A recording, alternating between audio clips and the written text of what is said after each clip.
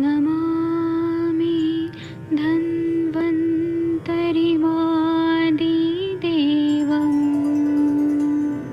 सुरासुरैर्वन्दितपादपद्मम् लोके जरामृत्युनाशम्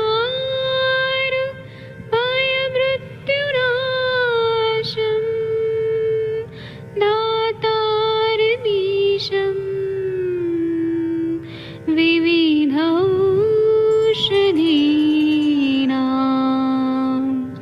शङ्खं चक्रं जलौकां दधतं मृतघटं चारुतोर्भिश्चतुर्भिः सूक्ष्मस्वच्छादिरुद्यं शुकपरिविलसन् मौलिमम्भोजनेत्रम् कालाम्बोदोज्ज्वलाङ्गं कटितटविलसत् चारुपीताम्बराढ्यं वन्दे धन्वन्तरिन्तं निखिलगदमिव प्रौढदावाग्निनीलम्।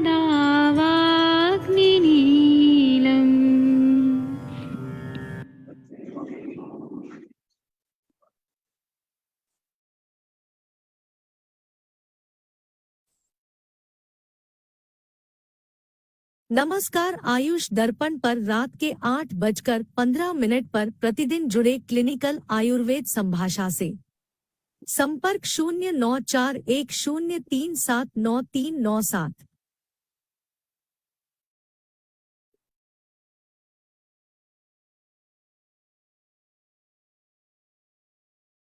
कोई भी सपना साकार करने के लिए सबसे जरूरी है सही कोच का होना। चुनिए आयुष दर्पण डिजिटल को और करें अपनी क्लिनिकल आयुर्वेद सीखने का सपना साकार। Download the app now.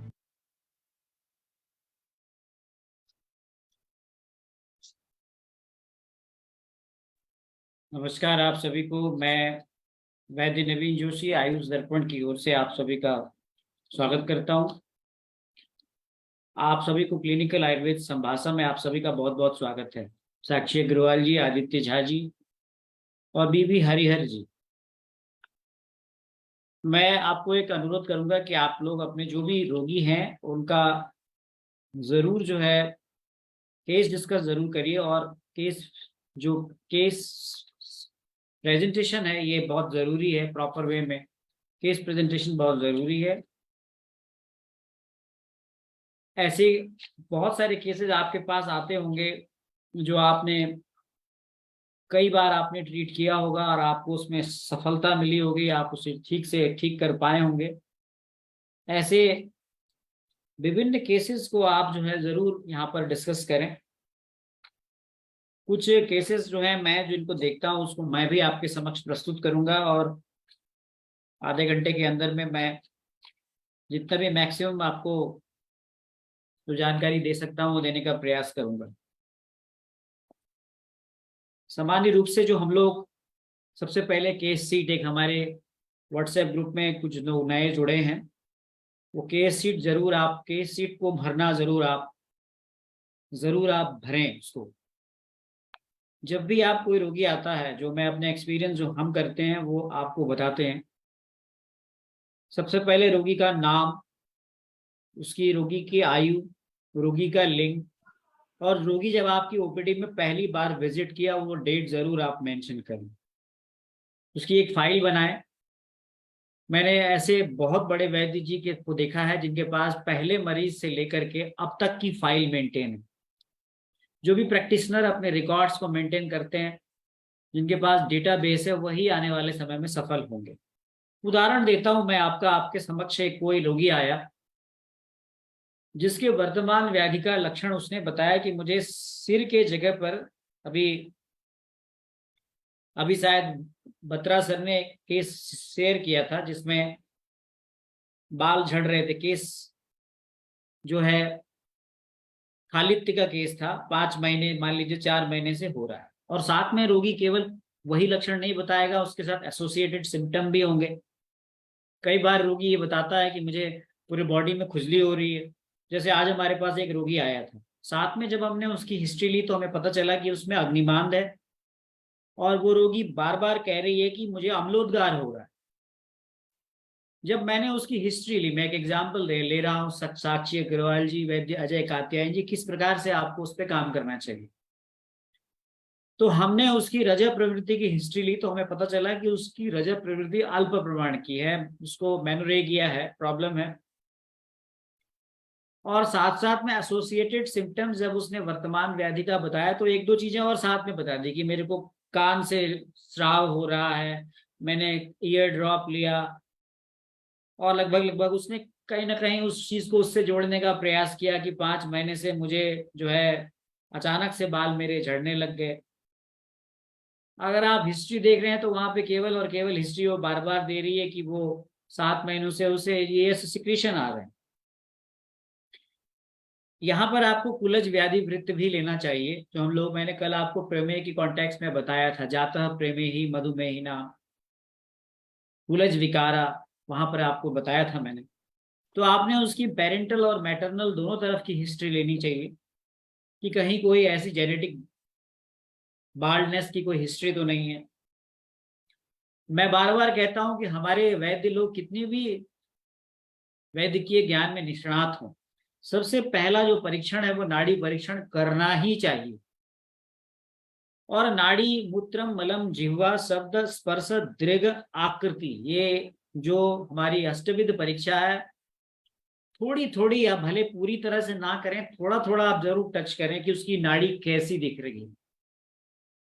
सामान्य रूप से नाड़ी परीक्षण जब हम करते हैं तो हम कफ की नाड़ी, पित्त की नाड़ी, वात की नाड़ी, सामान्य अवस्था में, मैंने कई बार छोटे छोटे शॉर्ट्स भी उसके शेयर किए हैं, आप अगर देखेंगे तो वात की नाड़ी सामान्य रूप से सर्पगति, हॉरिजॉन्टल मूवमेंट करती है। पित्त की नाड़ी जो होती है वो वर्टिकल मूवमेंट करती है, ऊपर की तरफ उछलती है। और कफ की नाड़ी सामान्य रूप से गुरुता, मंदता, स्थिरता, लक्षणता, पिछलता लिए हुए होती है। तो नाड़ी में क्या आपको मिल रहा है, कौन सा दोष प्रधान है, ये नाड़ी का बेसिक आइडिया लेकर के ये आप पकड़ सकते हैं बहुत आसानी से। तो जो नाड़ी मिली वो कौन से दोष प्रधान है ये आप मेंशन कर सकते हैं। कफ प्रधान मिली, कफ प्रधान मिलेगी तो कफ की नाड़ी मिलेगी या नहीं मिलेगी आपको बत्रा सर? कफ की नाड़ी और ज्यादा गुरुता, मंदता, स्थिरता, लक्षणता, पिछलता को प्राप्त होगी और डीप सीटेड हो जाएगी। तो आप नाड़ी में कौन सा दोष प्रधान है ये जरूर मेंशन करें। उसकी मल की परीक्षा, मल के बारे में पूछें कि उसका मल कैसा है, मल सामता लिए हुए है, निरामता लिए हुए है, कैसा है। जिह्वा देखें सीक्वेंस में, नाड़ी, फिर आप मल देखें, फिर मूत्र के बारे में सवाल करें उससे, उसकी जिह्वा देखें, जिह्वा की सामता निरामता की परीक्षण करें। स्पर्श, स्पर्श में कुछ आपको अलग सा दिख रहा है तो उसके बारे में लिखें। उसकी दृष्टि देखें, उसके नेत्र का परीक्षण करें, और उसकी आकृति के बारे में भी कमेंट्स जरूर लिखें अपने पर्चे पर। तो सामान्य परीक्षण के अंतर्गत आपको नाड़ी, मल, मूत्र, जिह्वा, शब्द, स्पर्श, दृग और आकृति, इसमें सबसे पहली परीक्षा नाड़ी परीक्षा है। फिर आइए आप विकृत, आप स्रोतस का परीक्षण करें। ये एक काय चिकित्सक होने के नाते हम लोग ये करते थे और आज भी इसको हैबिट में बनाए हैं। तो आप उसमें ये देखें कि कौन से स्रोतस की विकृति है, अग्निमान मिल रहा है, और कौन सा स्रोतस इन्वॉल्व है, रसवह स्रोतस इन्वॉल्व है कि रक्तवह है कि मांसवह है, ये आपने मेंशन करना चाहिए। अस्थिवह स्रोतस का इन्वॉल्वमेंट निश्चित रूप से होगा अगर बाल झड़ रहे हैं, तो ये पक्की बात है। तो ये उसके आगे कमेंट्स में जरूर लिखिए। मैं एक उदाहरण दे रहा हूं आप, अन्नवह स्रोतस का इन्वॉल्वमेंट है क्योंकि पेशेंट जो है वो कंप्लेंट बता रही है कि मुझे अम्लपित्त, अम्लोदगार होता है। ये जो नए लोग आए उनके लिए बता रहा हूं, बाकी लोग तो इस प्रकार से करते ही हैं, मुझे पता है। इसके बाद आप हेतु, उसका हेतु कारण क्या हो सकता है, तो आप जरा सा साक्षी जी उसके बारे में पूछिए कि भाई कहीं पित्त प्रकोपक आहार तो लगातार सेवन नहीं कर रहे, कटु, अम्ल, लवण जैसे रसाधिक आहार का सेवन तो लगातार नहीं किया जा रहा, या रोगी निरंतर चिंता में, तो अब चिंता में तो ग्रसित नहीं है। ये इस प्रकार से आप हेतु का जरूर पता लगाएं। रोगी ने आपके पास, मेरे पास आया किस कारण से? रोगी आया सिर बाल झड़ने की समस्या, मैंने उसकी ये सब चीजें फाइंड आउट करके हेतु विवेचन पे आया है। फिर मैंने व्याधि फाइनली डायग्नोज की कि इसको खालित्य है। अब इसकी संप्राप्ति बनाइए आप कि भाई क्यों ऐसा हो रहा हो। तो आप सब जानते हैं कि जो हमारे जो हेयर्स हैं, वो हेयर रूट जो हैं, वो कहीं ना कहीं भ्राजक पित्त के स्थान पर होते हैं। भ्राजक पित्त का स्थान ही आप जानते हैं, स्किन की वो लेवल है, स्किन की जो वो लेयर है जहां पर हेयर रूट्स होते हैं। अब वहां पे आपको नाड़ी से थोड़ा बहुत आइडिया लग जाता है कि जो वात दोष से अगर आवरण है तो वात क्षयात्मक संप्राप्ति लाती है विनीता चौहान जी। निश्चित रूप से बाल झड़ने में इसका बहुत बड़ा रोल रहेगा, तो ये भी आपने देखना है। जब आप इतनी सब कुछ देख लेंगे तब आपकी फाइनल डायग्नोसिस बनेगी, और उसके बाद फिर आपका चिकित्सा सूत्र, जो आप चिकित्सा क्या दे रहे हैं। तो चरक संहिता सूत्र स्थान का तो चिकित्सा सूत्र है, अस्याश्रयाणाम व्याधिनाम पंचकर्माणि भेषजम बस्तेह क्षीर सर्पिसी तिक्तोपहितानि च। चरक संहिता सूत्र स्थान 28वें अध्याय का 27वां सूत्र है। यानी आपने रोगी का नाम लिखने से लेके रोगी की संप्राप्ति बनाने के बाद उसकी चिकित्सा सूत्र तय करने तक। अभी किसी वैद्य ने अभी व्हाट्सएप ग्रुप में लिखा कि फलाने वैद्य ने एक फार्मूला बताया था, जिससे फार्मूला कुछ नहीं होता है। फार्मूला केवल और केवल वही चीज है जो आपको, ठीक है आपका एक कैलकुलेशन है वो, लेकिन वो हर रोगी के लिए अलग हो सकता है। इसलिए आप कभी भी फॉर्मूले के पीछे मत जाइए। आप अगर इन सीक्वेंस से जाएंगे तो निश्चित रूप से आप उस जगह पहुंच जाएंगे। फिर हमने औषधि योजना बनाई उसकी। इतना सब करने के बाद हम औषधि व्यवस्था पत्रक पे आते हैं। हमने पहले कहाँ से स्टार्ट किया? हमने रोगी के नाम से स्टार्ट किया।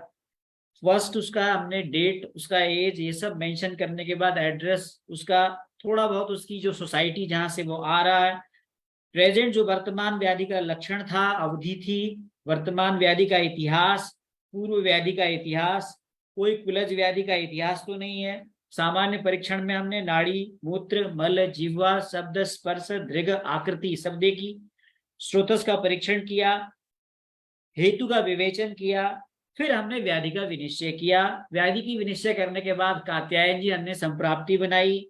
संप्राप्ति में हमने ये डिसाइड किया कि इसमें कौन सा दोष प्रधान है।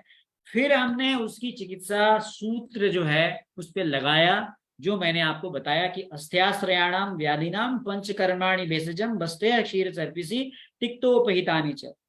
फिर हमने औषधि योजना बनाई, और जो मैंने उसको औषधि दी वो मैं आपके समक्ष बता रहा हूँ। मैंने उसे आरोग्यवर्धिनी वटी दी, गंधक 2 बार। वो रोगी जो एक्स एक पेशेंट थी जिसकी आयु 23 साल थी, उसके बारे में बता रहा हूँ, मैं सब नोट करके लाया हूँ। मैंने उसे गंधक रसायन दिया। उसे मैंने महातिक्त घृत जो है सुबह 1 चम्मच लेने के लिए कहा। मैंने कहा कि थोड़ा सा जो है अपने जहाँ पे बाल झड़े हैं वहां पे आप जो है जयपाल के बीज का पाउडर बना के आप वहां पे लगाइए कम से कम 3 दिन, और थोड़ा सा वहां पे आपने इरिटेशन पैदा करना है। इसके अलावा विडंग, इंद्रयव, मुस्ता, मंजिष्ठा, सारिवा, इनका प्रयोग आप करा सकते हैं। तिक्त क्षीर वस्ती का प्रयोग जो है ये बहुत ही अच्छा है। मैंने उसको बाद में बुलाया है, मैंने कहा है कि इसको वस्ती देंगे, क्योंकि हमारे पास जो अभी मैं जहाँ पे मैं बैठता हूँ वहां पे अभी इतनी सुविधा है कि वस्ती वहां पे दी जा सकती है। और मैं बताता हूँ आपको, मैं उसके बाद केस का फॉलो आपके सामने दूंगा। बस इसमें ये ध्यान रखना है कि उसको लवण रस पथ्य, आप पथ्य की बात करेंगे तो वहां पे लवण रस वर्ज कराइए। और अब आप पूछेंगे क्यों आरोग्यवर्धिनी वटी दी आपने? तो आरोग्यवर्धिनी वटी इसलिए दी क्योंकि ये कफ दोष में इसका रोल है, केश है, रोमकूपों में स्थित अवरोध को ठीक करती है। गंधक रसायन क्यों दिया आपने? क्योंकि इसका जो प्रभाव है ये रक्त दोष हर है। महातिक्त घृत क्यों दिया, क्यों देने की बात की आपने 1 चम्मच? तो वो केश से जो तिक्त रस जो है रसात्मक है, तो ये अस्थिगामी है। और महातिक्त घृत आप जानते हैं कि हम लोग इसको स्किन डिजीज में भी देते हैं। तिक्त क्षीर वस्ती की जो योजना हम बनाने की बात कर रहे हैं वो हम इसीलिए कर रहे हैं क्योंकि उसमें स्ट्रेस है एक तरह से। तो स्ट्रेस जो है वो क्षीर जो है उसमें तिक्त क्षीर वस्ती में मैंने खुद इसका अनुभव किया है। मैंने स्वयं भी लिया है स्ट्रेस की कंडीशन में। तो तिक्त क्षीर वस्ती जो है वो कहीं ना कहीं हमारी रस धातु का तर्पण करता है। तो इस प्रकार से हम चिकित्सा प्लान करते हैं, और इस प्रकार से हम इस प्रकार के केसेस को आगे लाके डिस्कस करें। तो हम इस प्रकार से एक केस शीट बनाएं। मैं चाहता हूं कि हमारे जितने भी वैद्य हैं, जो भी आप चिकित्सा कर रहे हैं, आप केवल ऐसे ही नहीं आप ये प्रेजेंट करें, मैं चाहता हूं कि आप केस प्रेजेंट करें। ये सब चीजें हमने कहाँ से सीखी। मैं गया था महाराष्ट्र में नागपुर में एक प्रोग्राम में गया था आयुर्वेद व्यासपीठ के, और वहां मैंने देखा वैद्य लोग पूरा बकायदा एक पूरा केस बना के आते हैं। तो मैं आप सबसे रिक्वेस्ट करूंगा कि जो भी आप केसेस बनाते हैं उसको प्रॉपर डॉक्यूमेंटेशन करके आप क्यों दे रहे हैं तो क्यों दे रहे हैं, क्या इसकी संप्राप्ति बनाई आपने, ये औषधि दी तो क्यों दी, इस पे हमारी चर्चा हो तो हमारा ये संभाषा और ज्यादा बेहतर हो पाएगा। अगर मैं गलत कह रहा हूं तो आप मुझे रोक सकते हैं, बता सकते हैं, क्योंकि हम केवल ना किसी फार्मूले पे या किसी चीज पे चर्चा कर लें तो उससे हमारा प्रयोजन सिद्ध नहीं होता है। तो हमें हर एक केस को अच्छी तरह से, मैंने देखा उनकी किताब है पूरी बकायदा, शायद ये शशि तिवारी जी भी थी वहां पे, उनकी किताब है जिसमें जो क्लिनिशियंस हैं उनके पूरे अपने इस प्रकार से जो केसेस डिस्कस हुए हैं उसको एक कंबाइन करके एक बुक का फॉर्म दिया है। मैंने वहीं से ये बात सीखी, और वहीं से मैं सोचते सोचते उस वक्त से मैंने फिर इस प्रकार से अपनी छोटी सी जो भी पेशेंट्स देख रहा हूँ उसमें ये प्लान करके एग्जीक्यूट कर रहा हूँ। तो मैं आपको भी रिक्वेस्ट करूंगा कि आप इस तरह से करेंगे तो, और आप इस तरह की चर्चा करेंगे कि ये औषधि दे रहे हैं तो हम क्यों दे रहे हैं इसके बारे में, तो हमारी संभाषा और बेहतर हो पाएगी। थोड़ी सी मेहनत करनी पड़ेगी आपको, क्योंकि उसके लिए थोड़ी सी जो है थोड़ा सा आपको डॉक्यूमेंटेशन करना पड़ेगा। पर अगर आप डॉक्यूमेंटेशन करके हम करते हैं तो हम बहुत अच्छी चिकित्सा कर सकते हैं। आपको एक उदाहरण देता हूँ, हमारे इस व्हाट्सएप समूह में स्वप्निल जी हैं, वो एक सॉफ्टवेयर इंजीनियर हैं, पर मैं उनका ये कैलकुलेशंस बहुत प्रॉपर देखता हूँ, वो इट्स अमेजिंग, जबकि वो is not a graduate from Ayurveda side. तो ये मैंने आपको आज छोटा सा अपना एक अनुभव शेयर किया। उम्मीद करता हूँ कि आप जो है आपको ये उससे कुछ आपको अच्छे आइडियाज मिले होंगे, और मैं ऐसे ही प्रयास करूंगा जो भी केसेस मैं देखता हूँ और मैं उस पर कैसी योजना बनाता हूँ उस तरह से आप भी योजना बना के यहाँ पे चर्चा करें, तो हमारी संभाषा और ज्यादा जो है वो फ्रूटफुल होगी, है ना। शशि तिवारी जी, एम आई राइट और रॉन्ग बताइए। अच्छी जी, आदित्य झा जी, अजय कात्यायन जी, अनम्यूट कर पा रहे हैं नहीं कर पा रहे हैं, देखिए जी, अनम्यूट करिए, अनम्यूट जी करिए। सर। हाँ, जी सर, 40 हम पर। चाहते हैं कि हमारे जो वैद्य लोग हैं ना वो इतने श्रेष्ठ हों कि उनसे शास्त्रार्थ करने में या कोई भी दवा क्यों। कंचन जी भी का भी स्वागत है, कंचन सूर्यवंशी जी बहुत अच्छी चिकित्सक हैं, एमडी कर रही हैं बेसिक प्रिंसिपल में। तो हम क्यों जी, कंचन जी, आप कंचन जी ही है ना। हाँ हाँ सर, जी सर। सर बहुत सही बात बोली है सर आपने, और ये होना ही चाहिए। मैं हम लोगों का, जैसे कि मैं पतंजलि में काम कर रही हूँ और अभी मेरा पीजी भी चल रहा है, तो यहाँ पे मैंने वही सीखा है। 2017 से हम लोगों को सॉफ्टवेयर दिए गए हैं, तो यहाँ पे हम लोग बिफोर एंड आफ्टर के भी रिपोर्ट्स यहाँ पे हम पूरे मतलब जो रिकॉर्ड कर रहे हैं, तो ये कंप्यूटराइज सब सिस्टम है, तो यहाँ पे हम रिकॉर्ड कर रहे हैं। पर जैसे ये सिस्टम नहीं थे हमारे पास, तो मैंने 2006 से ही मेरे पास डॉक्यूमेंटेशन करना स्टार्ट किया है। मेरे पास काफी अभी भी बहुत सारे मतलब ऑन पेपर मैंने लिख के रखे थे पेशेंट्स के, कि बिफोर के रिपोर्ट्स, आफ्टर के रिपोर्ट्स, उसके जो भी फीडबैक्स रहते थे वो पूरे लिख के रखे हैं। और ये होना चाहिए, क्योंकि हम बस खाली बोल के बहुत सारे लोगों को बोल के हम बताते हैं, तब उनको आधे लोग हम पे विश्वास करते हैं और आधे लोग नहीं करते हैं। तो यहाँ पे मुझे लगता है हमारे पास डॉक्यूमेंटेशन एक बहुत बड़ी चीज होती है। और अभी तो मैं एमडी कर रही हूँ, तो मुझे उसका वैल्यू भी पता चल रहा है कि ये कितना महत्वपूर्ण होता है, कि हम इसको और कैसे करना चाहिए, ये भी हमें सीखने को मिलेगा अभी फर्स्ट ईयर में।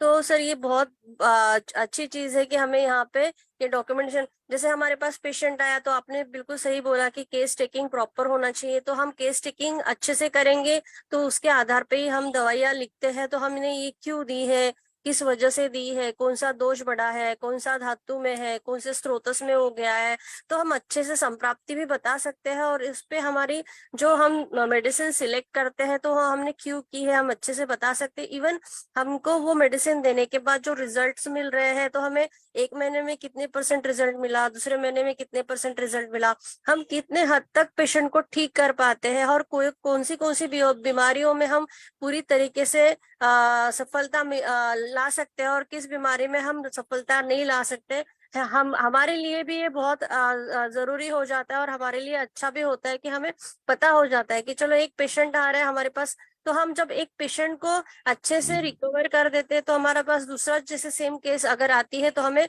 कॉन्फिडेंस भी रहता है कि चलो हमने ये इतने महीने में पेशेंट को ऐसे ऐसे हमने ट्रीट किया था, तो हम ये पेशेंट को भी कर पाते हैं, तो हमारा कॉन्फिडेंस भी यहाँ पे बिल्ड हो जाता है सर। और बहुत मतलब हमारे पास होना ही चाहिए आयुर्वेद, इससे ही आगे बढ़ेगा। और क्योंकि रिसर्च जब हम पढ़ रहे हैं अभी, मैं फर्स्ट ईयर में हूँ, तो मैं जब रिसर्च पढ़ रही हूँ तो मुझे लग रहा है कि नहीं, हम हमारी जो ओल्ड एंशंट जो भी हमारी संहिताएं हैं, तो उनमें से ही हम कोई भी चीज लेके हम उस पर रिसर्च कर रहे हैं। ये वैक्यूम में नहीं होता है रिसर्च, जैसे हमको अभी सिखाया गया है कि वैक्यूम में रिसर्च नहीं हो रहा है, तो हमें ये चीजें भी अभी समझ में आ रही है कि नहीं करना चाहिए। एक्चुअली हर चीज का डॉक्यूमेंटेशन होना चाहिए, बिफोर आफ्टर के रिपोर्ट्स है, सोनोग्राफी कर रहे हो तो सोनोग्राफी के बिफोर आफ्टर के रिपोर्ट्स है। हम अगर हीमोग्लोबिन कम हुआ है पेशेंट का तो बिफोर आफ्टर का रिपोर्ट्स रहा, तो पेशेंट को दिखाने के लिए भी हो जाता है कि देखो आपके रिपोर्ट्स अच्छे आ रहे हैं। अगर नहीं आ रहे तो हम मेडिसिन चेंज करने का सोच सकते हैं कि हमारी ट्रीटमेंट बराबर जा रही है नहीं जा रही है। तो ये हमें हमें एक सीखने को भी मिलता है, और डॉक्यूमेंटेशन रहा तो हमें आगे भी फायदा रहेगा आयुर्वेद को आगे लेके जाने के लिए। जी सर। बहुत अच्छा बताया कंचन जी ने, बहुत ही अच्छा बताया। तो देखिए कंचन जी, बेसिक प्रिंसिपल से मैंने कल परसों भी इनका नाम लिया था कि पढ़ने की कोई उम्र नहीं होती है। मैं कहता हूं कि आपको जीवन में हमेशा सीखते रहना चाहिए। मैं अपने आप को भी एक स्टूडेंट मानता हूं, और इस संभाषा में एक स्टूडेंट की हैसियत से ही आता हूं। और मैं जब नहीं आता था तब भी मैं इस संभाषा को देखता हूं, पर मुझे भी रहता है कभी हमारी संभाषा का स्तर बहुत अच्छा रहता है, कभी वो बहुत न्यूनतम स्तर पे चला जाता है। लेकिन चूंकि हम सब वैद्य हैं, बहुत पुराने वैद्य हैं, और बहुत सारे न्यू जो कमिंग वैद्य हैं वो हमारे इस सेशंस को देखते हैं, यूट्यूब पे फेसबुक पे देखते हैं, तो एक टेक होम मैसेज जाना चाहिए। तो हम लोग एक काम करें, जो भी केसेस लाएं अगर कल से परसों से, तो एक प्रॉपर उसको प्रॉपर डॉक्यूमेंटेशन करके लाएं। क्यों विक्रम सिंह मीना जी, जैसा मैंने कहा, चंद्रशेखर जी, क्योंकि हम मान रहे हैं कई लोग मेडिकल ऑफिसर्स हैं, बहुत पेशेंट्स पे ओपीडी में भीड़ होती होगी, लेकिन दो एक केसेस जो आपने अच्छे ठीक किए हों, उसकी पूरी एक आप विस्तार से आप उसकी पूरा एक प्रेजेंटेशन बना के आप हमें बताएं कि आपने ये औषधि दी तो क्यों दी, कहाँ से आपने इस औषधि देने का निर्णय लिया, और अगर आपने तिक्तक्षीर वस्ती दी तो क्यों दी। ये सभी चीजें हमारा एक प्रकार से चर्चा हो, और फिर इसमें नए वैद्य भी सीखेंगे, और हमारा एक एक एक हम चाहते हैं ना, हम कहते हैं कि भाई हमने इसको ठीक कर दिया, हमने ये कर दिया। तो दुनिया जो है आज की तारीख में कागज भी मांगती है, डॉक्यूमेंटेशन भी मांगती है। आपके पास अगर आपके पहले मरीज से लेकर के आप 30 साल बाद के भाई मरीज, जितने भी मरीज आपने देखे उनका रिकॉर्ड्स होगा, तो वो आपकी जो बात आप कहते हैं उसकी ऑथेंटिसिटी को ज्यादा प्रूव कर पाएगा। और जितने भी वैद्य सक्सेसफुल हुए हैं, क्योंकि आप सब सक्सेसफुल हैं, आप सब काफी अच्छी प्रैक्टिस करते हैं, और ज्यादा सक्सेस को हासिल करने के लिए थोड़ी सी मेहनत करने की जरूरत है। तो मेरा इतना ही बताना था। अब बहुत सारे हरीश बत्रा सर का अपना हॉस्पिटल है, तो डेफिनेटली केस शीट बहुत जरूरी है। हमको केस शीट्स पर जरूर, जो केस शीट हमारे व्हाट्सएप ग्रुप में शेयर की जाती है, वो केस शीट्स को और भी ज्यादा अमेंडमेंट कर सकते हैं आप, और भी अच्छा बना सकते हैं उसको, और भी बेहतर बना सकते हैं, और इस प्रकार से आप अपने एक्सपीरियंसेस शेयर कर सकते हैं। तो मैंने आपको एक छोटा सा अपना एक केस का, आज जो मैंने केस देखा था वो मैंने आपको शेयर किया, और मैं आपको इसी तरह से जो भी केसेस होंगे उसको मैं उसी तरह से छोटा सा प्रेजेंटेशन दूंगा। मैं एक छोटा सा आपको कुछ पॉइंट्स जो है वो मैं यहाँ पे स्क्रीन पे लिख के बता देता हूँ, जो आपको करना चाहिए, बेसिक बेसिक जो हमको लगता है वो जो हम करते हैं वो आपको भी करना चाहिए। एक नट सेल में वैसे तो आप लोग सब जानते ही हैं।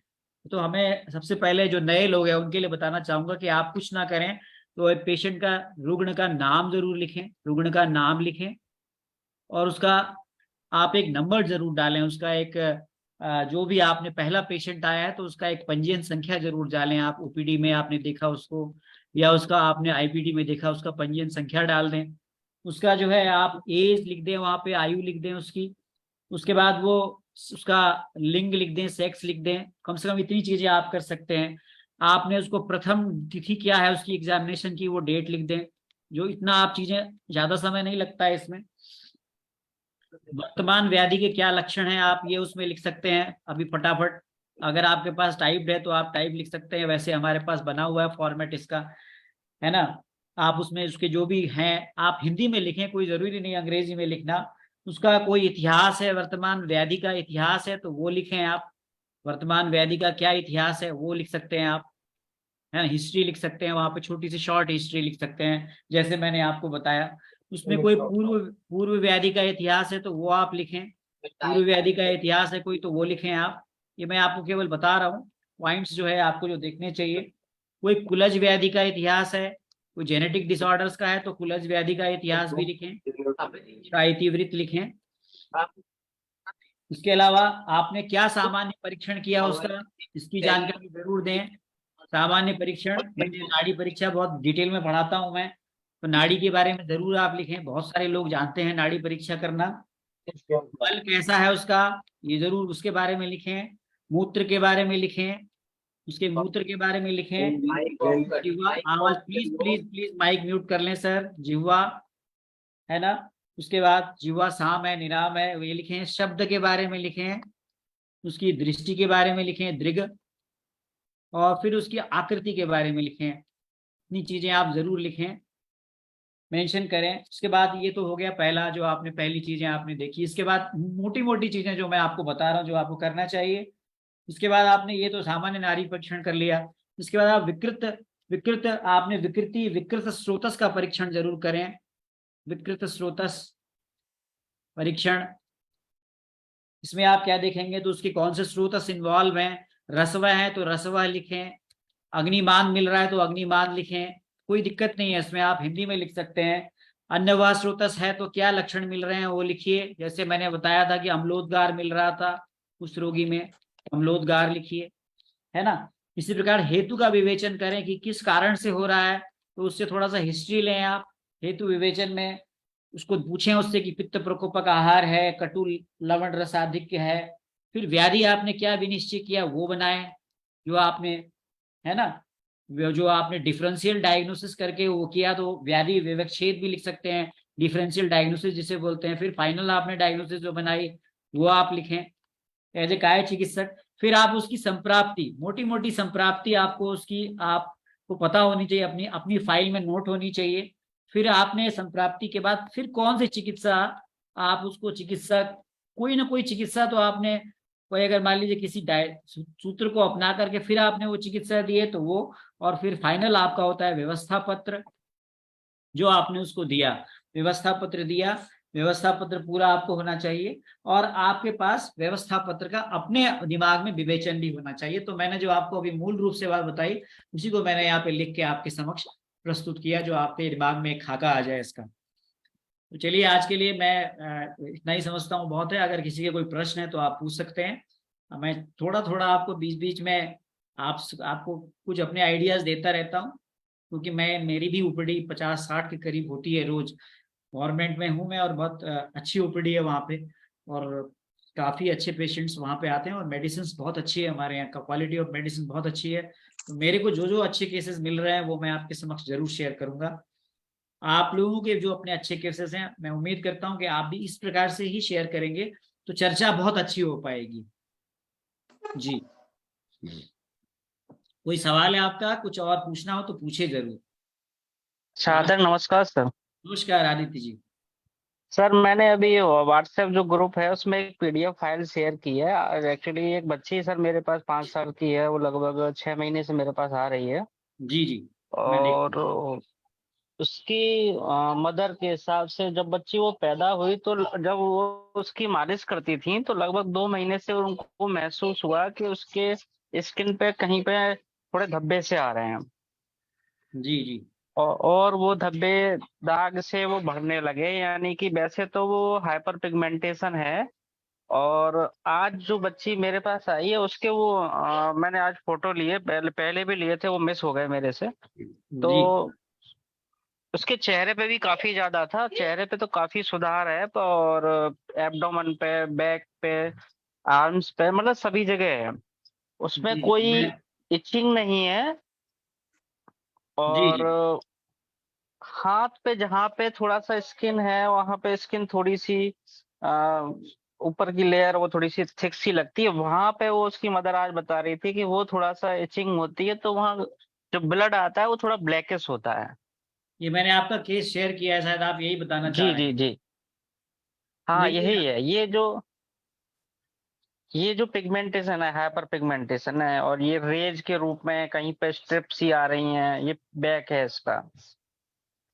जी, तो चलिए इसके इनकी केस टेकिंग, इसके बारे में कौन चर्चा करेंगे, विनीता जी, शशि तिवारी जी, चलिए आप लोग इस पे चर्चा कीजिए। ये केस मैंने शेयर किया हुआ है, इस पे क्या बेहतर किया जा सकता है। तो इसमें आपने इसमें सर मैंने जो चलाया है सर अभी तक, सर मैंने इसमें जो हमारे हॉस्पिटल में आता है निम्बादी चूर्ण आता है, तो हम्म, उसको मैंने दिया, और आरोग्यवर्धिनी वटी की आधी आधी गोली मैंने उसको सुबह शाम बोला। जी खतरारिस्ट हमारे यहाँ आता है, उसको मैंने एक एक ढक्कन के लिए बोला इससे। जी और बाहर से सर मैंने वो रिक्वेस्ट करने लगे बाहर से भी कुछ लिख दीजिए, जी तो बाहर से मैंने उसको गंधक रसायन बटी जी और महामंजिष्ठादि काढ़ा उसकी भी एक एक स्पून मैंने बोला इसके। और जी। तो चेहरे पे तो काफी इम्प्रूवमेंट है, पहला चेहरा काफी ब्लैकिश था इसका, तो चेहरे पे तो काफी इम्प्रूवमेंट है, बैक पे भी काफी इम्प्रूवमेंट है। अच्छा, पर वो आपने भी आपने आपने जो है ये जो व्याधि का विनिश्चय किया, आपने जो ये दवाइयां लिखी, मैं बस एक छोटा सा जानकारी के लिए पूछना चाहता हूँ। जी जी जी। आपको, आपने ये जो मेडिसिन लिखी है, आपको कौन सा दोष प्रधान नजर आ रहा है जिसकी वजह से आप ये सब चिकित्सा अपना जो आपने व्यवस्था पत्र बनाया है? सब दोस्त तो जैसे मुझे तो रक्त दृष्टि इसकी लगी सर रक्त इसकी। दृष्टि नजर आई, ठीक है, जी बिल्कुल, जी। बहुत सही। तो और कहीं ना कहीं उसी पित्त का इन्वॉल्वमेंट भी रहा होगा, जी जी जी जी है ना?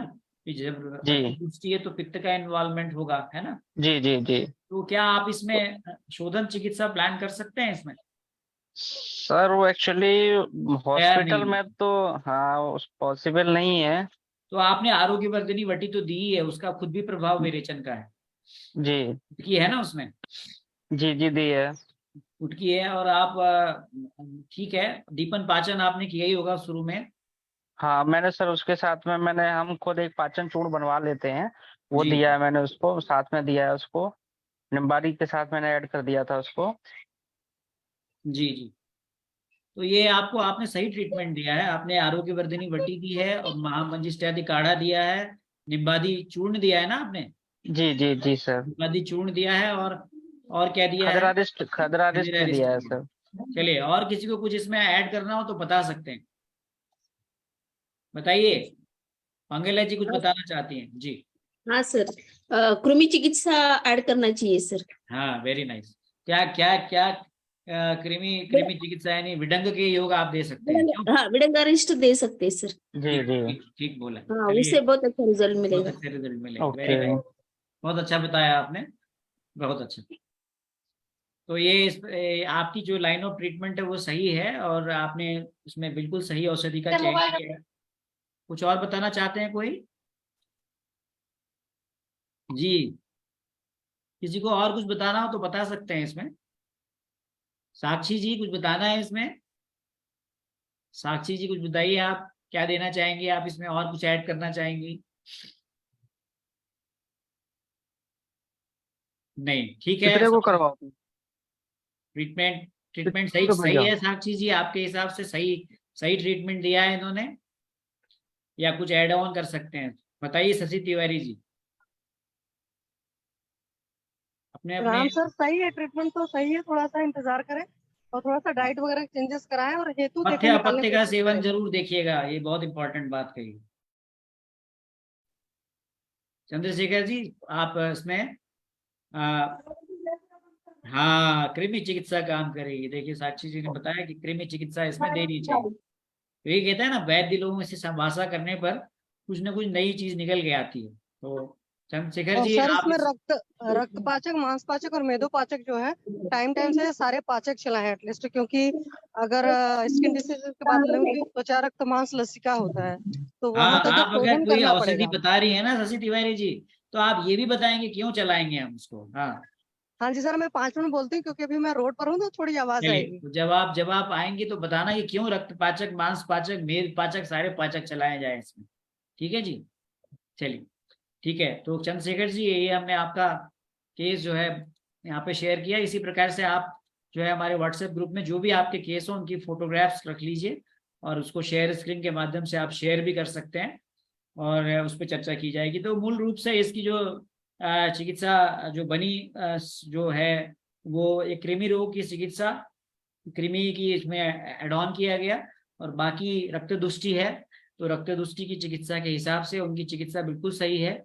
और एक उसमें विडंगा योग, विडंगा रिस्ट जैसे ऐड करने के लिए कहा। पथ्य का सेवन जरूरी है, वो निश्चित रूप से होना चाहिए और बढ़िया किया। यहाँ पे डॉक्टर अनुरिता जी का भी स्वागत है बहुत बहुत, तकदीर सिंह जी का भी बहुत बहुत स्वागत है।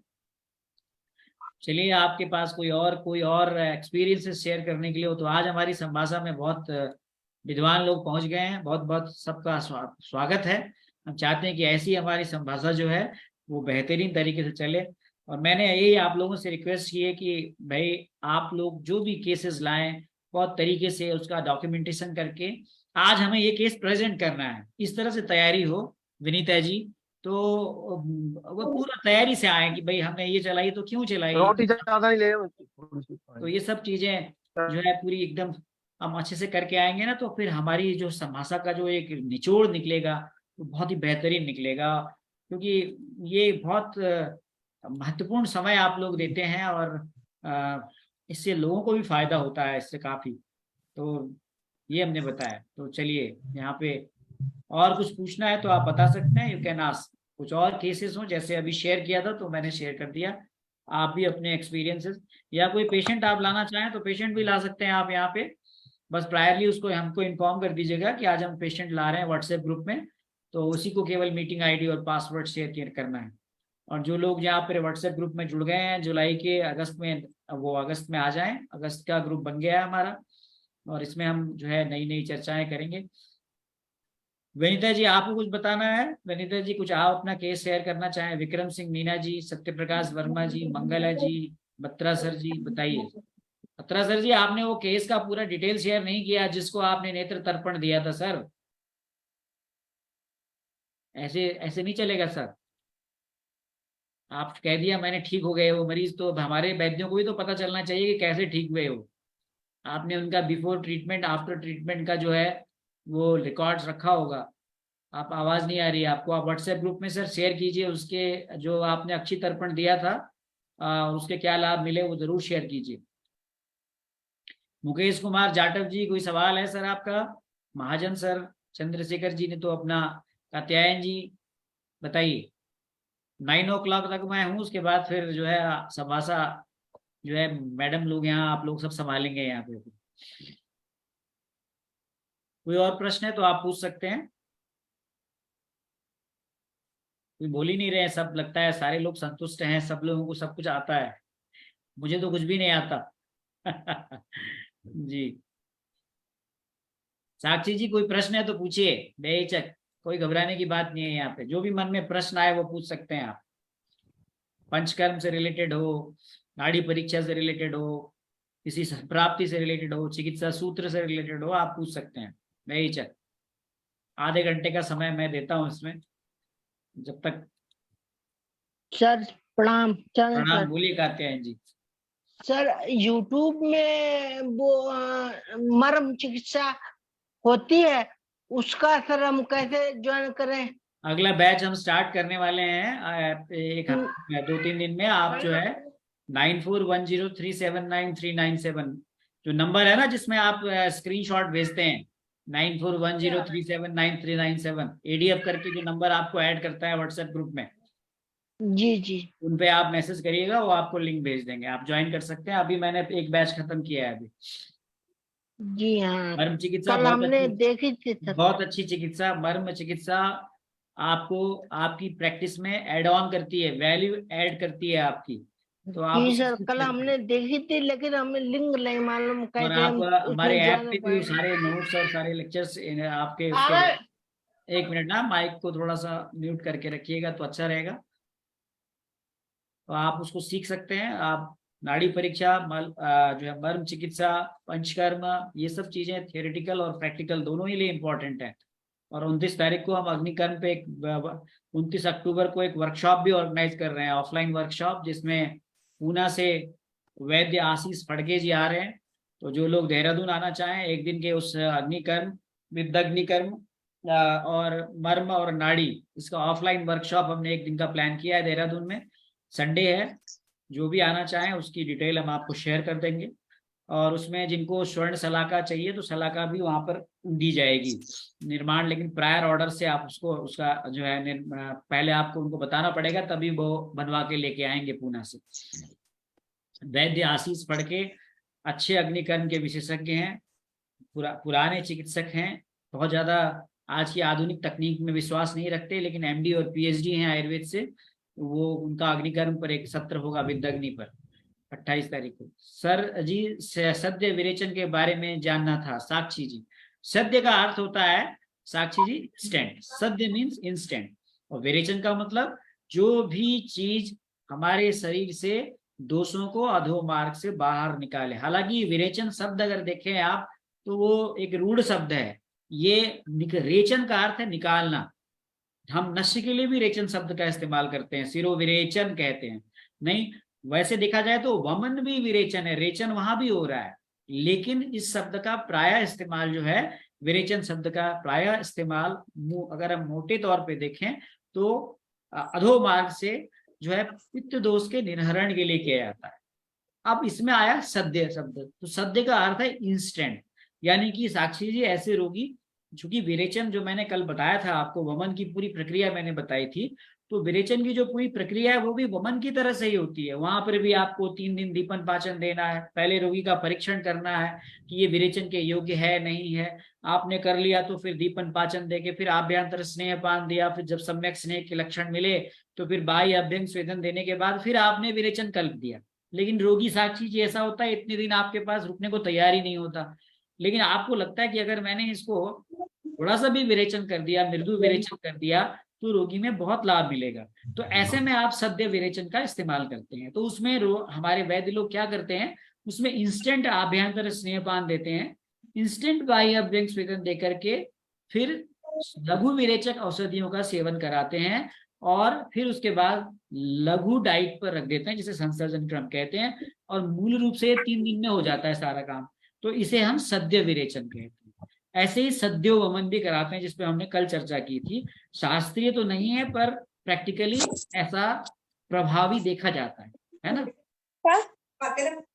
पूछिए। तो सद्य का अर्थ है इंस्टेंट, इंस्टेंट इफेक्टिव। तो आजकल जमाना इंस्टेंट है, यानी आप ये कह लीजिए कि विरेचन जो है, ये पूरा विरेचन जो है, ये खाना बनाना है पूरा, जैसे आप पूरा तड़का लगाते हैं, पूरा फ्राई करते हैं, फिर आप दाल सब्जी चावल सब बनाते हैं, तो वो पूरा विरेचन है।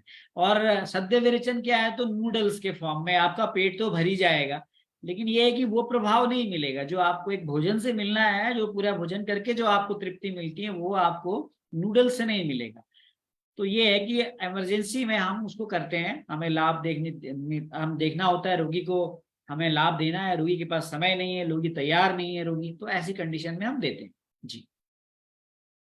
हाँ, बल कम है तो भी आप दे सकते हैं, बिल्कुल बल कम है इसलिए भी आप दे सकते हैं। बल अगर, वैसे तो कहा गया है कि बल का अबल का परीक्षण करके ही आप दें। आप जो एकदम ही आपका निर्बल है, वो तो आप सद्य विरेचन के लायक भी नहीं होगा, तो उसमें तो आप दे ही नहीं सकते। लेकिन फिर भी जो उसमें समय कम है, जो थोड़ा सा नहीं ले सकता है, आपको लगता है इतने दिन घृतपान नहीं करेगा, तो ऐसे में आप उसको सद्य दे सकते हैं। मैडम अंजना सक्सेना मैडम का बहुत बहुत स्वागत है। तो अब देखिए हमारे पास इतनी सीनियर फैकल्टी मेंबर मैडम आ गई हैं, मैडम का बहुत स्वागत है। हम उसके बाद 9 बजे के बाद अब हम मैडम को होस्ट बना देते हैं। आप मैडम से अपने सवालों शंकाओं का समाधान कीजिए।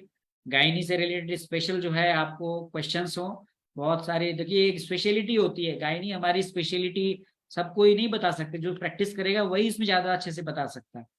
तो मैडम का यहाँ पर, मैडम कल परसों ट्रेन में थी, अभी शायद मुझे लगता है आ गई हूँ। मैडम आपका स्वागत है। मैं आपको होस्ट बना दूं या आपको होस्ट ही रहने दूं?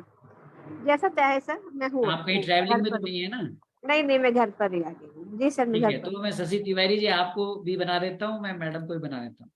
नमस्कार सर। जी सर, जी सर, थैंक यू सर, जी, प्रणाम ये सर। मैडम को भी बना दिया मैंने, विनीता चौहान जी को भी बना दिया मैंने, ये बना दिया मैंने मैडम को। तो धन्यवाद, आप सभी का धन्यवाद, नमस्कार। जी सर, जी सर, बहुत अच्छा डिस्कशन चल रहा था।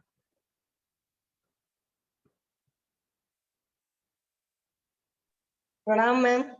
नमस्कार, नमस्कार, प्रणाम। प्रणाम मैम। प्रणाम मैम, बताइए क्या, बड़ा अच्छा डिस्कशन चल रहा था सर, बहुत अच्छा बता रहे थे। हाँ जी, हाँ जी मैम। विनीता मैम, आपको कुछ पूछना है मैम से? मैम मेरा अब एक केस मैंने आपसे डिस्कस किया था, पीसीओडी करके। आज वो हाँ। पेशेंट अपनी सारी रिपोर्ट्स लेके आई थी, उसकी सारी रिपोर्ट नॉर्मल है।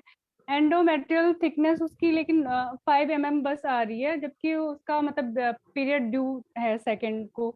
और बाकी मैम उसका पॉलीसिस्टिक लास्ट मतलब 1.5 महीने पहले की अल्ट्रासाउंड में पॉलीसिस्टिक ओवरीज आई थी, उसमें साइज तो नहीं मेंशन था, अभी नॉर्मल आया है। पीरियड कब आया था? इसका पीरियड कब आया था? मैम लास्ट मतलब 2 जुलाई को आया था, वो भी अच्छा, हार्मोन इंड्यूस था, मतलब नेचुरल नहीं था। चलिए वही एंडोमेट्रियल थिकनेस जो आप बता रहे हो ना, यस तो मैम। उस हिसाब से वो अभी मुझे नहीं लगता कि 2 अगस्त तो बीते गया, आज तो 3 अगस्त हो गया। लोअर उसको फिर एब्डोमेन पेन तो बता रही है मैम। अभी उसका 2-3 दिन पहले वेट कर लो फिर आप, है ना। अब ये है कि उसका टारगेटेड जो एंडोमेट्रियल थिकनेस कम से कम 8 से 9-10 तक आना चाहिए था, है ना। अगर जैसे आप बता रहे हो 5 है, तो मुझे लगता है कि वो डिलेड मेंस ही होगा। फिर भी एक बार आप वेट कर लो, अगर हो सकता है कि अब तो पता नहीं ओव्यूलेशन हुआ है कि नहीं हुआ है, पहले जैसे आप कह रहे हो कि ओवरी नॉर्मल है, तो मे बी कि ओव्यूलेशन हुआ हो, या फिर ओव्यूलेशन जैसे थोड़ा कम साइज का सब ओव्यूलेशन हुआ हो, तो कुछ टारगेट, कुछ ऐसा टारगेट मिले उसको, या हल्का स्कैंटी मेंस दे पेशेंट, थोड़ा वेट कर सकते हैं इसमें। जी मैम। तो 1 हफ्ता वेट करो, फिर उसके बाद फिर डिस्कस करते हैं कि इसको, है ना। ठीक है मैम, थैंक लेकिन तब तक के लिए उसे कुछ देते रहना आप, पेशेंट को ट्रीटमेंट कुछ ना कुछ चलता रहना चाहिए। यू। मैम पीसीओडी का सोच के मैंने उसको मतलब अब वो जब आपसे डिस्कस हुआ था ना, उससे पहले ही मैंने उसको आप वो काशीनार गूगल और ये सब दिया था।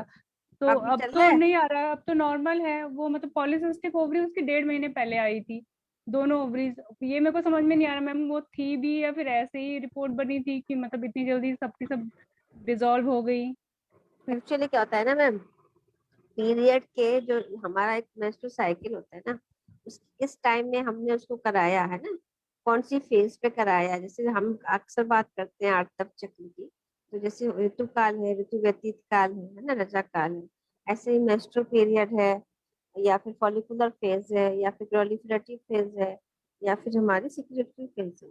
तो ये डिपेंड करता है कि आपने किस समय कराया और क्या आपको साइन, क्या आपको फाइंडिंग मिल रहा है।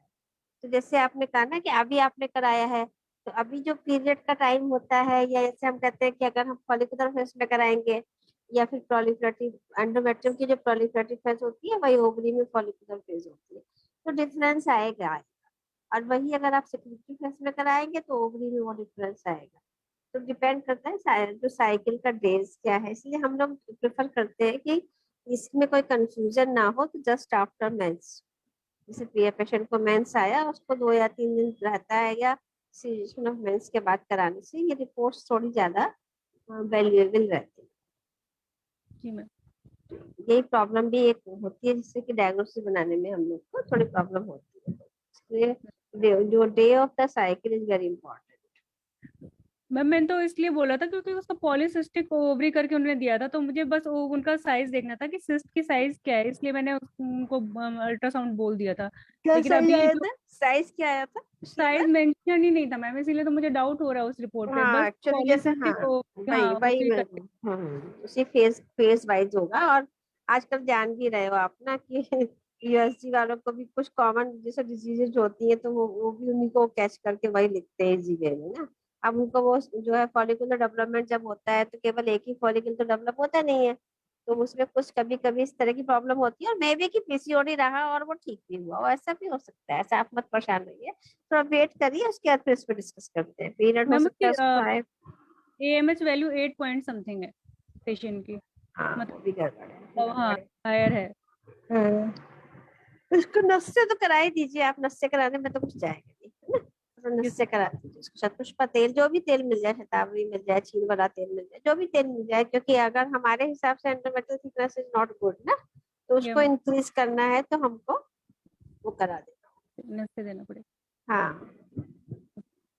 थोड़ा सा अनुलोमन के लिए, वायु अनुलोमन के लिए कुछ भी, अरहर तेल है, खरीद वो की चूर्ण है। मैरन हाँ, मैरन ब्रश हरित की दिया हुआ है उनको। हाँ वो चलाती है। Thank you ma'am.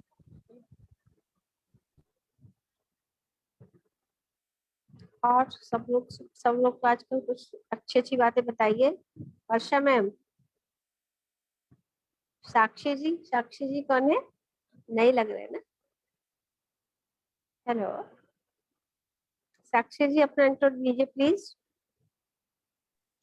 Good evening ma'am. मैं इंटर्नशिप कर रही हूँ अभी। कहाँ से कर रहे हो आप? मैम इंदौर से, इंदौर के कॉलेज से। अच्छा, बीएमएस कहाँ से किया आपने? इंदौर से ही किया मैम। अच्छा, कॉलेज का नाम बताओ। अष्टांग आयुर्वेद कॉलेज। अष्टांग से हो? अच्छा, यस मैम। गुड, ठीक है। एमडी की तैयारी शुरू कर दी? Yes ma'am. अच्छी बात है, पढ़ाई करो। All the best. Thank you.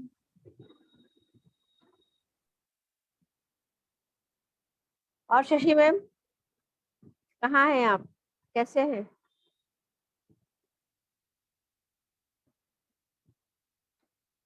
कुछ आप लोग, किसी को कुछ क्वेश्चन वगैरह नहीं पूछना है तो फिर कुछ और डिस्कशन किया जाए। मैम नमस्ते। नमस्ते। मैम एक्चुअली मैं थोड़ा सा ये पूछना चाहता हूँ, जैसे ओपीडी में मेरे श्वेत प्रदर या लिपोरिया वाली बहुत पेशेंट रहती हैं, तो थोड़ा आप उस पर थोड़ा मार्गदर्शन कर दें। एक्चुअली सर, लिकोरिया ये बहुत कॉमन टॉपिक है ना, और इसको पेशेंट भी बड़े उससे लेके आती है कि ये बहुत बड़ी प्रॉब्लम है। तो सबसे पहले तो इसमें यही डिजाइन करना पड़ता है, मींस डायग्नोसिस करनी पड़ती है कि फिजियोलॉजिकल लिकोरिया है या पैथोलॉजिकल लिकोरिया है। क्योंकि पेशेंट को जी ये समझ ही नहीं आता है कि हम जो है बात कर रहे हैं, जिस पर भी बात कर रहे हैं, वो नॉर्मल है या एबनॉर्मल है। क्योंकि जो एक सिंपल जो डिस्चार्जेस होते हैं बॉडी के, वो डिस्चार्जेस एकदम नॉर्मल डिस्चार्जेस की तरह भी होते हैं, है ना। क्योंकि ओव्यूलेशन टाइम है या आफ्टर मेंस्ट्रुएशन है या बिफोर मेंस्ट्रुएशन है, तो जो हार्मोन्स हम मेंस्ट्रुअल साइकिल को रेगुलेट करते हैं, या ये कहिए कि ह्यूमन बॉडी को रेगुलेट, फीमेल को जो रेगुलेट करते हैं, उसका बहुत बड़ा महत्व होता है। तो सबसे पहले तो हम लोग को यही जानना बहुत जरूरी होता है कि ये जो हम काम कर रहे हैं या हम देखना चाह रहे हैं कि ब्रदर है, तो वो फिजियोलॉजिकल है या पैथोलॉजिकल है। और उसके बाद दूसरी बात यह है कि पेशेंट की अपनी कंडीशन, जैसे कुछ पेशेंट एकदम एनीमिक आती है, कुछ पेशेंट को न्यूट्रिशनल डिफिशियंसी होती है, कुछ पेशेंट को बहुत ज्यादा स्ट्रेस होता है, कुछ पेशेंट का जो डाइट चार्ट होता है वो बहुत डिस्टर्ब होता है, या फिर जैसे हमारे यहाँ दिनचर्या की समय विशेष भी ऐसा होता है। जैसे यहाँ अब हम वर्षा ऋतु की बात करते हैं, तो इस समय जितने भी लोग पेशेंट देख रहे हैं, ओपीडी देख रहे हैं, उसमें बहुत ही सिंपल वे में ऐसे पेशेंट हम लोग को मिलते हैं जिनको इस समय वो इचिंग है, डिस्चार्जेस है, और उसके अलावा जो है पेशेंट को बहुत ज्यादा डिस्कम्फर्ट है, स्पेशली योनि क्षेत्र में। तो यही चीज है कि हमें पहले ये कंफर्म करना होगा as a physician, as a doctor, कि पेशेंट को पैथोलॉजिकल प्रॉब्लम हो रही है, फिजियोलॉजिकल प्रॉब्लम हो रही है, या काल अवस्था के कारण है, या फिर उसकी अपनी एज अवस्था के कारण है। तो ये सब चीजें अगर हम एक बार थोड़ा अपने माइंड में बना लेते हैं कि नॉर्मल क्या है, अब नॉर्मल क्या है, तो उसकी चिकित्सा करना बहुत आसान होता है। और सबसे बड़ी बात होती है हेतु। तो उसके बाद अगर हमें लगता है कि नहीं, पेशेंट सच में उसको डिस्चार्जेस है, फाउल स्मेलिंग डिस्चार्जेस है, या फिर पेशेंट कहती है कि हम काम करते हैं तो हमें ज्यादा आता है, या समटाइम्स उसको जो है बर्निंग के साथ में आता है, तो कई तरह की योनि व्यापक वगैरह में भी इस तरह के डिस्चार्जेस वगैरह बताए गए हैं। तो हम लोग उसी हिसाब से फिर उसको ट्रीटमेंट करते हैं। तो आप किस तरह के पेशेंट आपके पास आए, या किस तरह की कंप्लेन लेके आए, उसके बारे में थोड़ा प्रकाश डालिए। जो पेशेंट आती है एक्चुअली वो थोड़ा सा कटिसूल को ज्यादा बताती हैं कि बहुत ज्यादा पेन होता है, और हाँ, जो सिक्रीशंस है वो फाउल स्मेलिंग है उसमें। और कई बार तो ऐसे पेशेंट बताती हैं कि उनको पैड तक इस्तेमाल करना पड़ता है, इतना ज्यादा डिस्चार्ज होता है, और ये सब कंडीशन है। और जैसे हाँ बर्निंग सेंसेशन है जब वो यूरिन के लिए जाती हैं, तो ये सब। हाँ, वही बता रहे हैं ना, जैसे कि आप इसमें देखिए डिमार्केशन हो गया। अगर हम ये कहते हैं कि पेशेंट को जो है वो बर्निंग सेंसेशन है, तो जहाँ बर्निंग की बात आती है वहाँ पित्त कुपित हो रहा है ना, तो वहाँ पित्तज योनि व्यापक में लेंगे, या फिर पित्तज पित्तज कहीं ना कहीं हमारा कुपित हुआ है। जैसे आपने कहा कि जो है कटी जी योनि व्यापक, जहाँ पेन हो रहा है, कटी शूल हो रहा है, तो शूल का जहाँ आता है फिर वहाँ वातज होता है ना। तो ये सब चीजें जो है बहुत ही स्पेसिफिक शास्त्रोक्त भी बताई गई है। तो यहाँ जनरली कहते हैं शूल निस्तोद पीड़िता, जाना कि जहाँ शूल है तोदवत पीड़ा पीड़ा है, वहां पे वायु है, वायु कुपित है। और अगर हम प्रैक्टिकली देखते हैं तो कोई भी योनि व्यापद है या कुछ भी योनि का जो भी रोग होता है योनि व्यापद ही कहलाता है, वो वायु के बिना होता ही नहीं। तो इसीलिए हमको ये भी देखना है कि जो हमारी पेशेंट है वो किस प्रकृति की है जनरली, क्योंकि अगर रिप्रोडक्टिव एज ग्रुप में पेशेंट हमारे पास जनरली आती ही है, तो फिर उसकी प्रकृति पर भी हमें बहुत ध्यान देना होता है। और हमें ये भी देखना पड़ता है कि पेशेंट जो है किस तरह का आहार ले रही है। तो अगर सिंपल डिस्चार्ज है, सिंपल इचिंग है, सिंपल उसको जो है बताती है कि 2-3 दिन से है, तो पहले तो मैं यही हमेशा बताती हूँ कि दोनों पार्टनर का टेस्ट करा लेना चाहिए हम लोग को, स्पेशली जो वायरल मार्कर होते हैं, या फिर उसके साथ HB%, TLC, DLC, ESR, और उसके अलावा RPS। तो ये सिंपल होते हैं बेस लाइन। उससे कम से कम इतना पता चल जाता है कि हमारे पेशेंट को शुगर तो नहीं है, TLC DLC इंक्रीज है तो कोई इन्फेक्शन तो नहीं है। और वायरल मार्कर हम सभी जानते हैं कि वो किसी तरह का कोई वायरस तो वहाँ जो है अपना काम नहीं कर रहा है, या किसी तरह का जैसे कहते हैं कि HIV वगैरह उसमें कहीं भी तो नहीं है ना। तो सबसे पहले हमें यहाँ पे ये देखना होता है। जी उसके बाद फिर हमें डिस्चार्जेस के टाइप देखने होते हैं, वाटरी डिस्चार्ज है कि थिक डिस्चार्ज है ना, कर्डी डिस्चार्ज है, फाउल स्मेलिंग डिस्चार्ज है। सब शास्त्रोक्त वर्णन हमारे यहाँ बहुत अच्छे से आया है। तो और फिर उसका जैसे कारण भी बहुत अच्छे से बताया गया है कि जैसे वेग धारण का रहा होगा, या फिर उसमें जो है उसका खान पान गड़बड़ रहा होगा, फिर उसका दोष को बात रहा होगा। दूसरे जैसे बताते हैं कि कहीं ना कहीं वो रक्त है, गर्भाशय उसका आश्रय रहा है। इस तरह से अगर हम एक वो बनाते हैं अपनी, तो वहां पे फिर हमें यही देखना है कि हमें इसका जो ट्रीटमेंट है, या हम कौन सी योनि व्यापन में इसको लेके जा रहे हैं।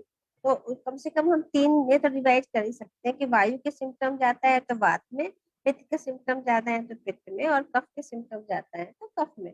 तो इस तरह से हम इनको बना देते हैं। और कई कई योनि व्यापक उन्होंने बताया भी, अगर आप हम लोग सब पढ़ाई किए ही हुए हैं, तो जैसे लो बैक की बात करते हैं हम लोग, या फिर हम करते हैं कि जो है पेशेंट को बैक हो रहा है, तो इस तरह की जो कंडीशंस आती हैं कि उसमें अगर हम ज्यादा देखते हैं तो पेशेंट में समटाइम्स प्रोलैप्स का केस होता है, यूट्राइन प्रोलैप्स होगा और उसको लो बैक मिलेगा।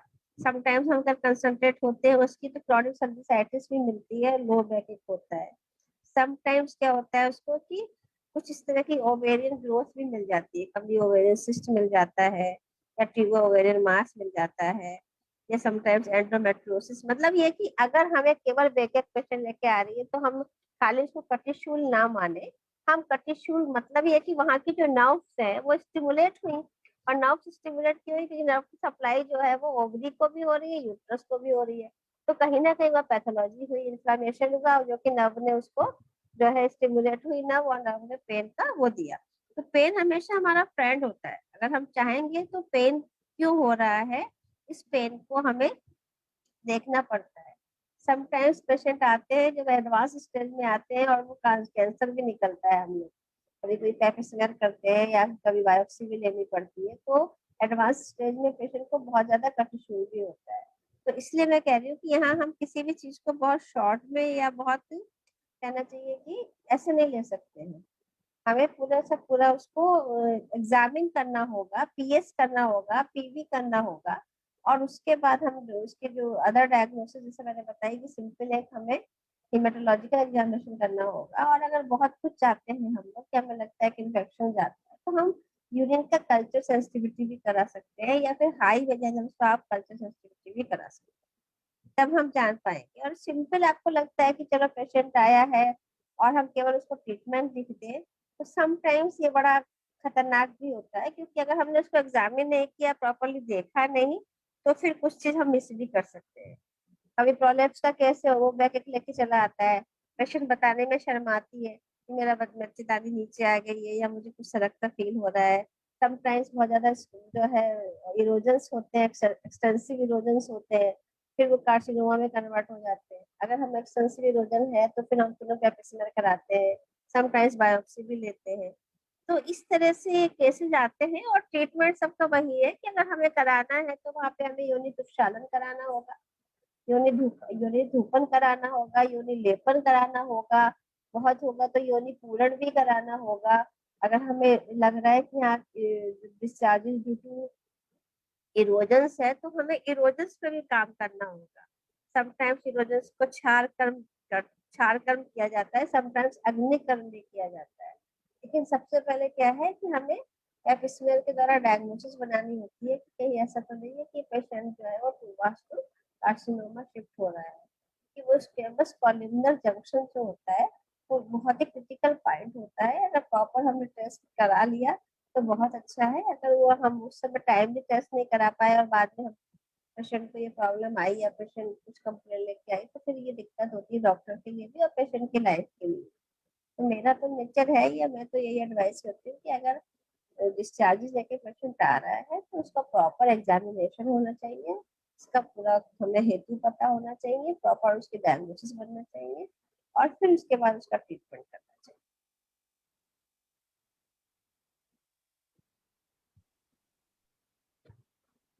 किसी को कुछ पूछना है तो वो पूछ सकता है इसी में जो मैंने अभी बताया, कुछ कंफ्यूजन हो रहा हो तो।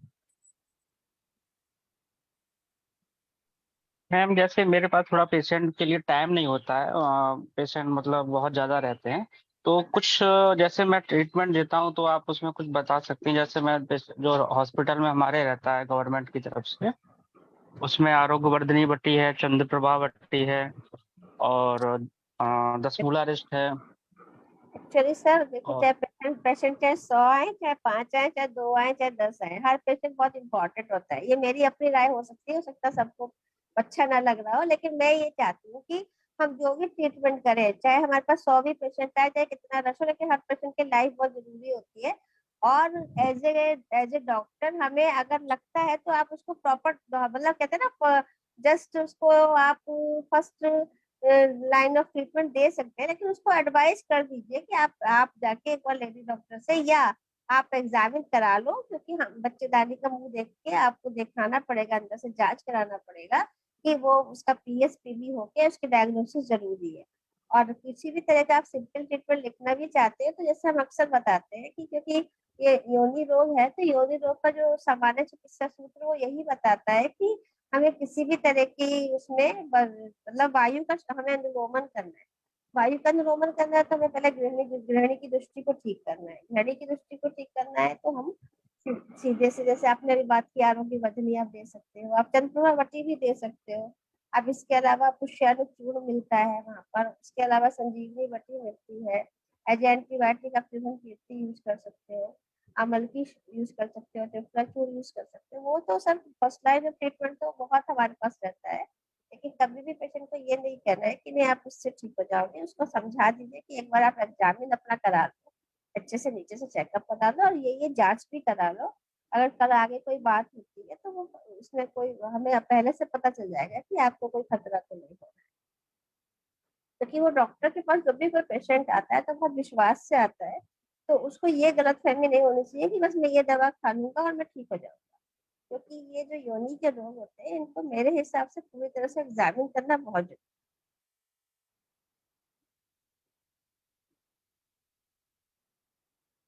जी थैंक यू मैम। है। जी सर।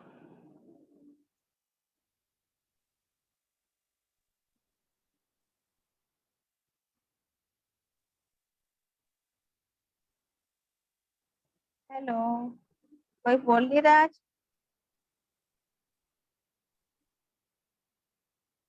शशि मैम कहाँ है आप? जी मैम मैं यहीं पर हूँ। कुछ बताइए, अभी किसी को, जो हमने बोला हाँ सर जो मैं, बोलना चाह रहे थे। हाँ ये एक बार पूछ, तकदीर हाँ सिंह जी कुछ पूछना चाहते हैं शायद, उनको मैं अनम्यूट हाँ करती हूँ। हाँ, हैंड राइज किया उन्होंने। हाँ उनको अनम्यूट किया है मैंने। हाँ जी सर बोलिए प्लीज।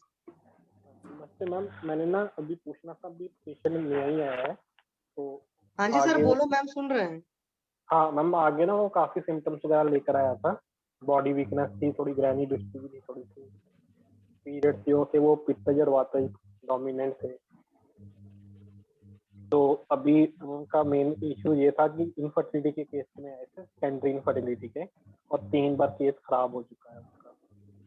तो आपकी आवाज बहुत अप डाउन हो रही है, आप थोड़ा पास आइए माइक के, अच्छे से बताइए कुछ। हेलो, हाँ हाँ, अब बोलिए आप। हाँ हाँ मैम, पेशेंट आया था, उसकी एज है 39 ईयर, फीमेल पेशेंट है, केस है सेकेंडरी इनफर्टिलिटी का, एक बेटी है, उसके बाद उसके 3 केस खराब हुए। डायग्नोस में आया था, मैंने जब आयुर्वेदिक डायग्नोस किया था तो थोड़ी ग्रैनिडोसिटी भी थी, बॉडी में थोड़ी वीकनेस थी, और वातज पित्त ये डोमिनेंट पीरियड्स थे। और अभी मैंने उनको पिछली बार जब आए थे तो मैंने उनको ग्रैनिडोसिटी की मेडिसिन दी थी, और उनको साथ में कहा था कि आप एक बार ना अल्ट्रासाउंड करवा लें, क्योंकि उनके कुछ सिम्टम्स ऐसे आ रहे थे कि जैसे कोई सिस्ट वगैरह का इश्यू होगा। तो वो भी करवा कर आए थे, तो उस डॉक्टर ने उनका ना जैसे ओवुलेशन की स्टडी भी साथ में कर दी थी, क्योंकि वो कुछ डॉक्टर ना जैसे सस्ते में करता था टेस्टिंग वगैरह, तो उसने उसकी उनकी साथ में ही कर दी। उनकी रिपोर्ट में आया था कि 19th डे ऑफ साइकिल में उनकी ओवरीज में कोई डोमिनेंट फॉलिकल नहीं मिला, और एंडोमेट्रियम थिकनेस सिर्फ 5 mm थी। तो अभी फिर उनको हार्मोन्स का हमें करना चाहिए ना डायग्नोस, की हार्मोन्स में इशू ना हो कोई।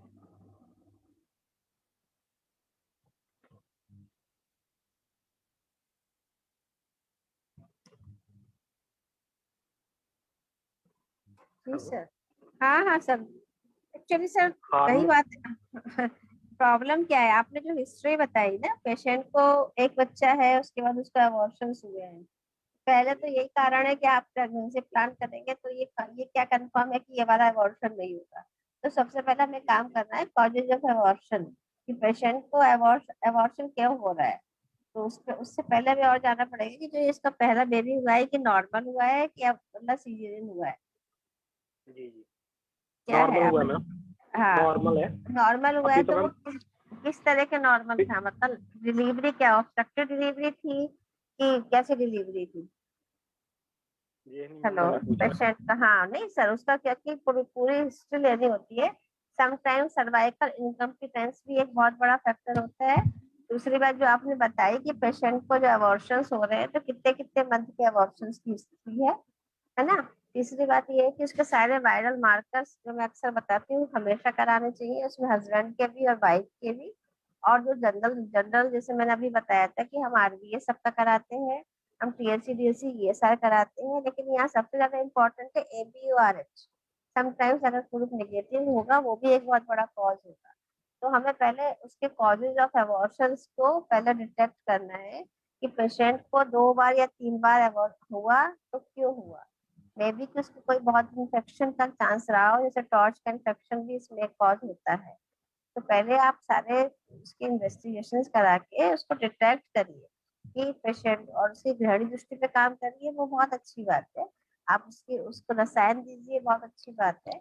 उसका दिनचर्या उसको नॉर्मल लाइए, उसके डाइट शेड्यूल को नॉर्मल लाइए, उसको सूर्य नमस्कार कराइए, ओम का जो है उसको कहिए कि उच्चारण करेंगे। लेकिन सबसे पहले क्या है कि उसका जो मैंने बताया कि सारे इन्वेस्टिगेशन अकॉर्डिंग टू अबॉर्शन की कॉज क्या है, क्योंकि सेकंड प्रेगनेंसी प्लान करने से पहले हम पर जो काकबंदियां हमारी पेशेंट हुई है उसको जी मैम, सेकंड मैं ट्रीटमेंट तो मैम उन्हें मैंने कहा था कि अभी आपका लंबा चढ़ेगा, मुझे बस यही कंफर्म करना था कि जैसे अब उनका आ रहा है कि डोमिनेंट फॉलिकल बन ही नहीं रहा बॉडी के अंदर, किसी ओवरी में अंदर, तो उसमें हार्मोनल्स का भी सब इश्यू हो सकता है ना काफी, कि वो हार्मोन्स सर बिगड़े हो। देखिए, आप मेरी बात समझ नहीं रहे हैं, वो सेकंड जी मैम, फॉलिकल मैंने आपकी बनेगा। बात जी सर, जी सर। तो वो भी मैम, क्या है ना, वो भी एक स्ट्रेस होता है ना बच्चे पेशेंट को ना, क्योंकि जिसके जी दो जी तीन मैम, बच्चे खराब हो जाते हैं तो फिर मानसिक रूप से भी वो पेशेंट थोड़ा सा परेशान हो जाता है। तो उस पे जी आप जी काम करिए, फॉलिकल पे आप काम करिए, हार्मोन्स से नहीं, उस पे आप नस्य चिकित्सा करिए, मात्रावस्थी करिए। हार्मोन्स का आप टेस्ट करा सकते हो, आप एफएसएस करा लो, आप एनएच करा लो, आप प्रोलैक्टिन करा लो, वो अलग बात है। लेकिन सेकंड जी प्रेगनेंसी प्लान होने से पहले हम जो उसकी प्रेगनेंसी लॉस हुई है वो उसको अगर हम उसका हेतु का निवारण करेंगे तो जो ये प्रेगनेंसी आएगी वो प्रेगनेंसी हम कंटिन्यू कर पाएंगे। अगर फिर से हम खाली प्रेगनेंसी के लिए प्लान करेंगे तो वो उसका अबॉर्शन नहीं होगा, क्योंकि रिकरेंट अबॉर्शन की हिस्ट्री आप ही बताए ना, 2 या 3 है, इसलिए मैंने आपको बस बताया। जी मैम, वो मैं सब कुछ पहले करता होता हूँ, वो जब मुझे सारा कंफर्म हो जाए कि अब बिल्कुल ठीक है, उसके बाद ही मैं उनको कहता हूँ कि आप जांच लीजिए। हाँ हाँ, है ना, पहले उनका कॉज अच्छे से खोल लीजिए और इन्वेस्टिगेशन पूरा करा लीजिए। हो सकता है नेगेटिव भी ग्रुप हो, वो भी एक बहुत बड़ा कॉज होता है। जी जी, thank you ma'am. Okay sir. Navjot ma'am कैसे हो आप? नवजोत और कौर मैम। और किसी को कुछ पूछना है मैम से तो पूछ सकते हैं। हेलो, हाँ जी, नमस्कार मैम। हाँ, आपकी आवाज सुनने का मन कर जाता है। कैसे हो आप? थैंक यू मैम, बहुत अच्छा। मैं एक्चुअली काफी दिन बीच में थोड़ा मेरा मिसिंग रहा, थोड़ा बिजी थी। मैंने भी आपकी आवाज बहुत दिन बाद सुनी है। सबके साथ अच्छा मैम लगता है। ठीक है, बढ़िया है मैम। और मम्मा ठीक है? मम्मा ठीक है आपकी? हाँ जी मैम, ठीक है। अब थोड़ा 2-3 महीने से सर से थोड़ा डिस्कस करके मेडिसिन वगैरह स्टार्ट की थी, अब बेटर है। उनको यही लगता था कि जैसे टांगों पे भार नहीं आ रहा मेरी पे ना, अच्छा तो अच्छा अच्छा। हाँ, तो खाने पीने में भी बहुत ही कम खाना। तो अब सर ने भी बताया था जैसे अस्थि मज्जा पाचक, अश्वगंधा घृत, ऐसे कुछ कुछ थोड़ा थोड़ा ही लेते हैं, बट बेटर है। काफी बेटर है पहले से। बहुत अच्छा जी। बहुत अच्छे, बहुत अच्छे। अच्छा लगता है, खुशी जी होती बिल्कुल मैम। है। जी thank you ma'am, thank you so much.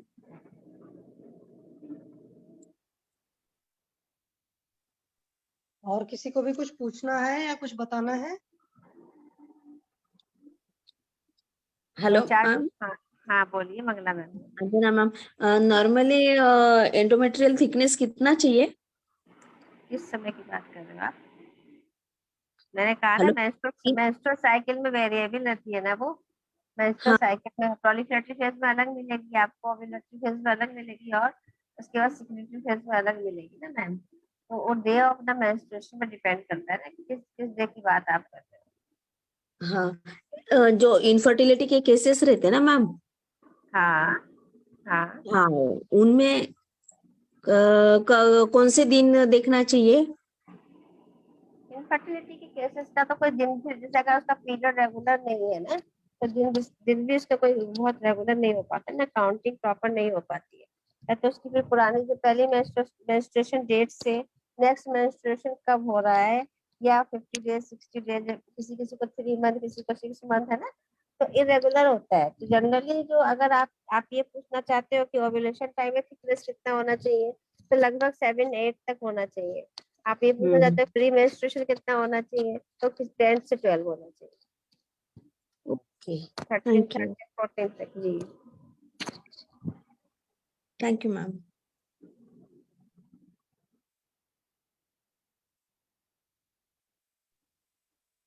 और किसी को भी कुछ पूछना है मैम से?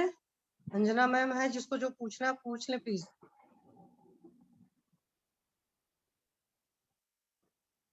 अगर अनम्यूट नहीं कर पा रहे तो हैंड रेज करें। मैं वाइट वो डिस्चार्ज की बात कर रही थी ना, तो डिस्चार्जेस में और 2-3 चीजें जोड़ना चाह रही थी मैं। उसमें क्या होता है ना कि समटाइम्स पेशेंट खाली कमर का दर्द ही लेके आ रहा है ना, और उसके बाद उसको लग रहा है, तो हमें उसमें 2-3 चीजें और देख लेना चाहिए।